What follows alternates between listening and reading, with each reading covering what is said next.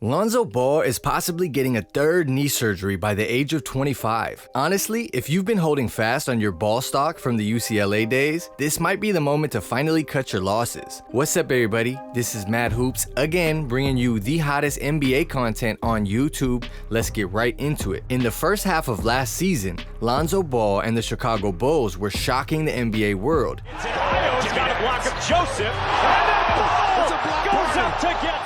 They were high in the Eastern Conference standings at 27-13. Lonzo was dominating the perimeter on defense and would turn around and lead a lightning-quick fast break on offense to get to Levine or DeRozan. But then, as it seems to happen every season, the oldest Ball brother gets sidelined with injuries. He tore his MCL back in January of 2022 and hasn't played since. Now, there's a lot of reasons someone like Lonzo has turned out to be such an injury-riddled player. I mean, as of right now, doctors around the world can't even come to a clear diagnosis of what is exactly going on with this guy's knee. He's had multiple consultations and multiple surgeries, but still, the pain persists. We can honestly track the beginning of his problems all the way back to his childhood. When the Ball brothers were barely passing the age of 2, father Lavar Ball handed them a basketball. From that point on, hoops was the family's life. Lonzo has recounted his childhood as basically always having a basketball by his side. They were running drills by grade school and creating a weightlifting routine at the age of 12. A child barely out of elementary school should not already be dedicating his life to that level of physical intensity. The wear and tear of training to that level will only compound over time when they're that young. Lonzo's even mentioned in interviews that running hills 5 days a week and lifting on Christmas was just a way of life for the family. Studies have finally begun coming out detailing the risks that child athletes experience when they dedicate themselves to one sole year-round sport. Compared to the multi-sport athletes, young single-sport players showed a major increased chance of injury by the time they became college athletes. It's become such a phenomenon that NBA Commissioner Adam Silver has even brought it up as a concern moving forward. These kids become ticking time bombs for major injuries, which is exactly what became of Lonzo Ball. He trained hard all through grade school, and to be fair, it got him far. He went to UCLA and was one of the biggest college phenoms we saw in the past few years. Tyler from Pasadena, Ball's three, he's there!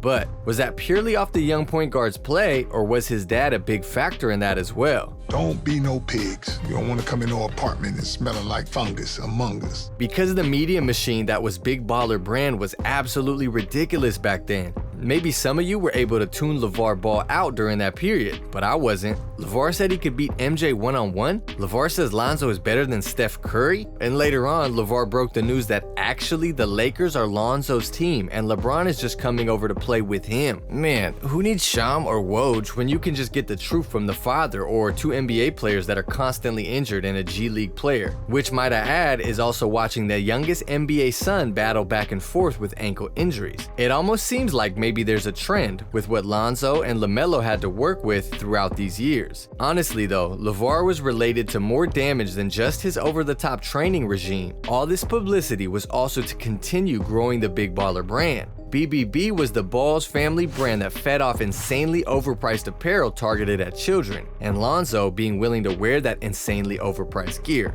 Zoe was the first one to get his signature shoe, and by the time he was playing in the NBA Summer League, he was doing his best to rock the ZO2s. The shoes cost $495 and were made of what one could only guess as Kleenex boxes cleverly painted. I mean, he later revealed that the best the shoes ever got when he wore them was having to get a new pair every quarter. The shoes offered no support, and during his attempts to wear them throughout his first and second year in the league, he was having to replace them every quarter because they kept breaking. Ball hurt himself, grabbing onto his leg. Lonzo would have solid games when he wore Nike or Adidas shoes, but then would play a game in the family brand and end up twisting an ankle or an overall poor performance. But it was all for the sake of marketing. If Lonzo couldn't wear his own shoe, how was the brand going to succeed? At the time, he was trying to sweep it under the rug, protect the image the family was building, even to the extent of when Lakers personnel had a serious conversation with him about the shoes and that they might be attributing to the shaky performances and injuries. Lonzo brushed it off and explained that if they weren't comfortable, why would he be wearing them? And can I be honest here for a minute? This is where the part of the story gets really sad for me. Here was a guy my age that spent his childhood insanely overtraining and now had finally reached the moment to start raking in all that hard work, but instead it was being being sidelined because an entire brand had been built off his and his brother's success on the court. Lonzo was trying to power through with Big Baller Brand in hopes it would work out. Eventually though, Lonzo would sever ties with the company and completely abandon the shoes. But I think it's safe to say the damage had already been done. Because during the Triple B era and after, Lonzo had some much bigger injuries than just a sprained ankle via Kleenex box. He ended up missing 30 games during his rookie season. And then in 2018, he tore his meniscus in his left knee and had to get surgery. Then in 2019, the Lakers seemed to be making progress and Lonzo was getting in stride. They'd hit a high of both Lonzo and his apparent sidekick, LeBron James, both getting triple doubles in the same game, while also hitting a low that year with Zoe getting an ankle sprain that turned from him being out 4 to 6 weeks to him being out for the rest of the season. It would appear that was one of his final games playing in Big Baller Brand shoes. After that season, he'd get shipped off to New Orleans, a chance for him to play with a new superstar in Zion Williamson. Rather D'Angelo Russell.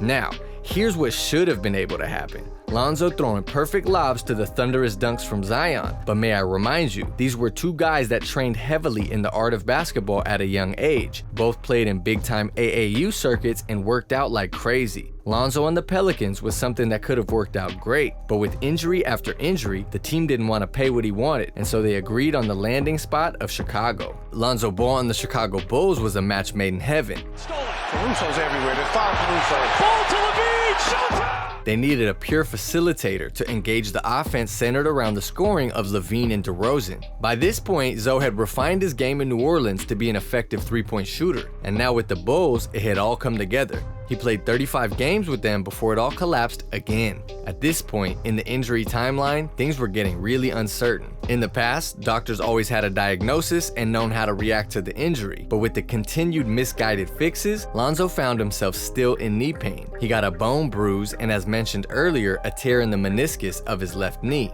The Bulls are practically president of no man's land for NBA teams with their current roster. When Lonzo was able to play, the team functioned to its highest level. But now, without their point guard, they seem lost on what direction to even head for the future. And as of now, this is where Lonzo's story opens into an ugly side of pro athlete recovery. Both Zoe and Lavar thought his recovery after this surgery in Chicago was being progressed way too quickly. The team was having Lonzo run the court and complete drills at an accelerated timeline to try and get him back. But again, his knee problem was not actually fixed. The tension between the Ball family and Bulls medical staff is giving off vibes of the end of Kawhi and the Spurs. The two parties are losing trust in each other. On the court, Lonzo and his teammates understand how to operate, but when no doctor seems to fully know how to operate on Lonzo, what hope does he have? I'm not a doctor, I'm not really sure.